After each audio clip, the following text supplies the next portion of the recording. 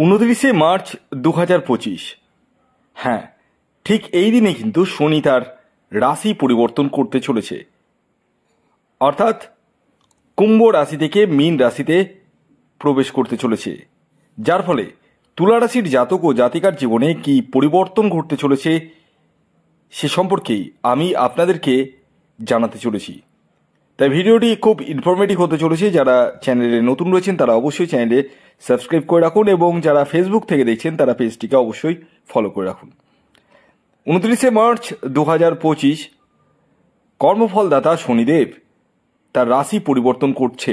হ্যাঁ, 2.5 বছর পর এই রাশি পরিবর্তন হচ্ছে এবং শনি কিন্তু আপনাদের 5th হাউস থেকে 6th হাউসে 30 বছর পর ট্রানজিট করছে।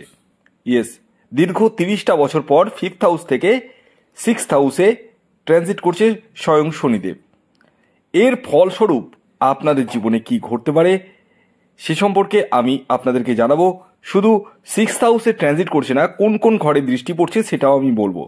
যে যে ঘরে দৃষ্টি পড়ছে এবং যে ঘরে বসে রয়েছে সেই ঘরগুলো কিন্তু এফেক্টেড হতে চলেছে এবং সেই অনুযায়ী কিন্তু আপনারা আগামী দিনগুলোতে ফল লাভ করবেন।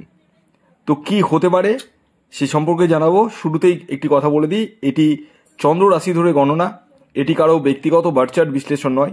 তাই ভিডিওটি চন্দ্র রাশি ধরেই দেখবেন। যারা আমার সাথে পরামর্শ করে ভাবছেন তারা স্ক্রিনে দেওয়া হোয়াটসঅ্যাপ বুকিং নাম্বারে যোগাযোগ করতে পারেন। খেয়াল রাখবেন, এটি কিন্তু অনলাইন সার্ভিস এবং এটি ফ্রি সার্ভিস নয়। 29শে মার্চ 2025 শনি কিন্তু 5th হাউস থেকে ট্রানজিট করছে 6th হাউসে এবং এটি আমি যেমনটা বললাম 30 বছর পর আপনাদের 6th হাউসে আসছে এবং এই 6th হাউসে এখন টোটাল 2.5 বছর ধরেই থাকবে। হ্যাঁ, আগামী 2.5টা বছর কিন্তু 6th হাউসেই শনিদেব থাকবে, কারণ শনির কিন্তু একটা রাশি থেকে আর একটা রাশিতে 2.5 বছর সময় লাগে যেতে। আর আপনাদের কোন কোন ঘরে দৃষ্টি পড়ছে সেটাও আমি বলবো এবং আপনাদেরকে শনির কিছু প্রতিকার প্রতিবিধানের কথাও বলবো, যেগুলো আপনাদেরকে কিন্তু মানতে হবে। তবে একটা বিষয় বলে দিই, আপনাদের না শনির 7.5 রয়েছে না ঢাইয়া রয়েছে, এ বিষয়ে একদম কনফার্ম থাকতে পারেন, কোনো অসুবিধা নেই। তবে শনির যে রাশি পরিবর্তনে আপনাদের জীবনে অনেক পরিবর্তন কিন্তু ঘটবে আগামী দিনগুলোতে। 29শে মার্চ শনি যখন ট্রানজিট করবে এবং আপনাদের 6th হাউসে আসবে তখন শনির দৃষ্টি পড়বে 8th হাউসে, ভালো করে শুনবেন, 3rd হাউসে এবং 12th হাউসে। এই 3টা ঘরে কিন্তু দৃষ্টি পড়বে শনির। যেমনটা আমি আপনাদেরকে বললাম 6th হাউসে শনি ট্রানজিট করছে। 6th হাউস কোন ঘর, মানে এই ঘরটা থেকে কি দেখায়? 1 নম্বর দেখায় রোগ, দ্বিতীয় ঋণ, শত্রুতা, কোর্ট কাছারি, মামলা মোকদ্দমা, এই জায়গাগুলো দেখায়।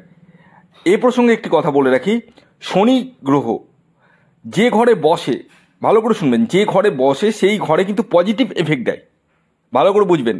কিন্তু যে যে ঘরে দৃষ্টি পড়ে সেই ঘরে তুলনামূলক নেগেটিভ এফেক্ট পড়ে, তুলনামূলক।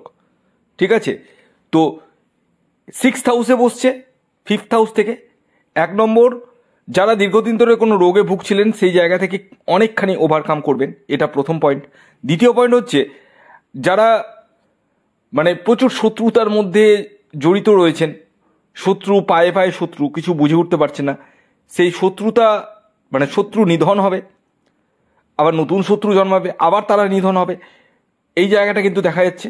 এবং আপনার বিরুদ্ধে যদি কোনো কোর্ট কেস মামলা মোকদ্দমা থাকে সেই জায়গা থেকে আপনি কিন্তু রিলিফ পাবেন, এই জায়গাটা কিন্তু রয়েছে। পাশাপাশি যারা ঋণ নিতে চাইছেন, লোন নিতে চাইছেন, তারা কিন্তু লোন বা ঋণ নিতে পারেন। তবে এই প্রসঙ্গে একটি কথা বলে রাখি, ঋণের জায়গাটা তো খুব একটা মানে ভালো জিনিস নয়, তো ঋণ নেওয়ার আগে একটু ভাবনা চিন্তা করে নেবেন। তবে যারা মোটামুটি ডিটারমাইন্ড রয়েছেন যে আমাকে হাউস লোন নিতে হবে, কোনো পার্সোনাল লোন নিতে হবে, তারা এগোতে পারেন।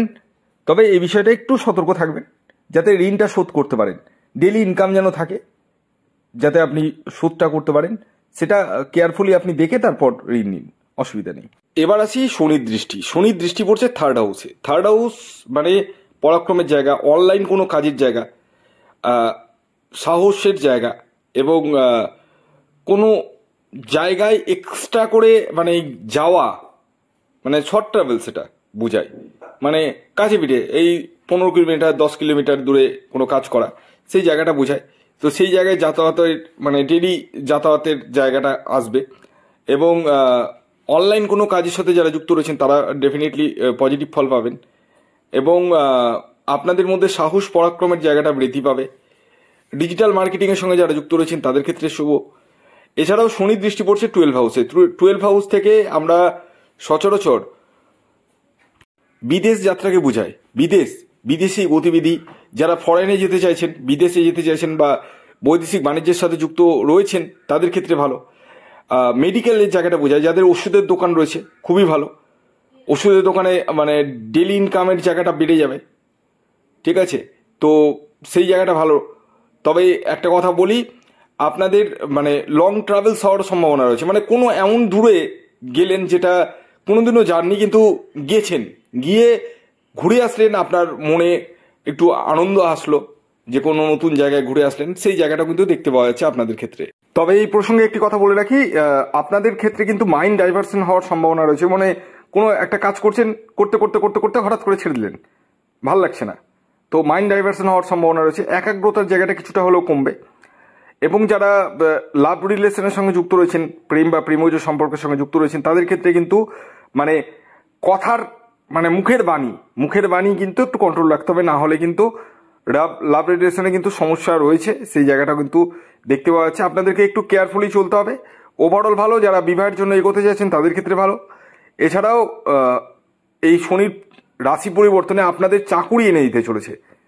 হ্যাঁ, যারা বেকার রয়েছেন তাদের ক্ষেত্রে কর্মপ্রাপ্তির সম্ভাবনা কিন্তু প্রবল হারে বাড়তে চলেছে।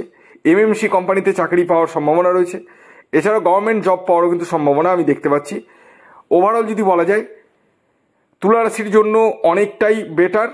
কিছু তো সমস্যা আছে, তবে নিজের ব্যক্তিগত জন্মছকে শনির অবস্থান কেমন রয়েছে সেটা তো আমি দেখতে পাচ্ছি না। আমি যে কথাগুলো বলছি সেটি সার্বিক। এবার আপনি যদি মনে করেন যে আপনার বার্চারটা বিশ্লেষণ করাবেন, তাহলে যোগাযোগ করুন এই হোয়াটসঅ্যাপ বুকিং নাম্বারে। খেয়াল রাখবেন, এটি অনলাইন সার্ভিস এবং এটি ফ্রি সার্ভিস নয়।